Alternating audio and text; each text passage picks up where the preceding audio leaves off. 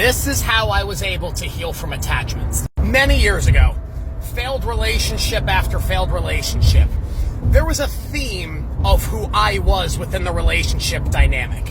And it always ended up me trying to be the savior for the other person. And I was trying to rescue them of helping them believe in themselves and getting to where they wanted to be in life and all sort of stuff like that. And lo and behold, it ended up just being a lot of situationships, or sometimes turned into a relationship and it would not really happen for that long. In my head, I thought if I performed for love and I helped them, then that would not only just deem me worthy of it, but they would see me differently. And maybe they would give me like a full chance, and then I would finally have somebody. And that ended up not working out very well. And after a lot of years of reflection and therapy, I forgive myself now of it. But I want to share this with you because I discovered something really important. Number one, it taught me about what I tolerate within relationships and why I tolerate them.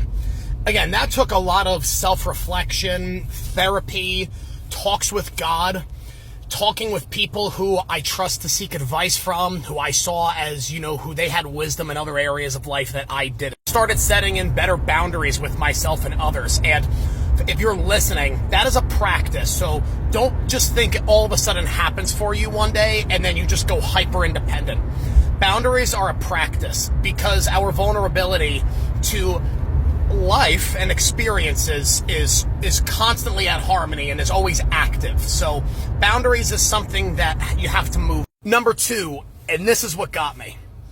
Amidst me rescuing and saving these people, it always happened 100% of the time that once they got out of me what they needed, they would leave. Whether it was slowly but surely, but most of the time it was just immediate. And at one point, I needed to ask myself, if I am giving all of this away and they are taking from me, what does that say about me and what I have within me? And what that said was, everything that I ever needed was within me this entire time.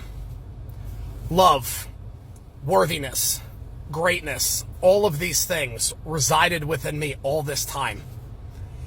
I just needed to establish boundaries so that I could learn to share it with people and not just give it away. And that I too also matter, and that I could learn to self-regulate.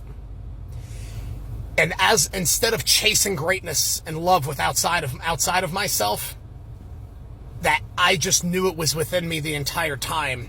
I just had to dig it out in order to access it. And once that happened, it was almost immediate.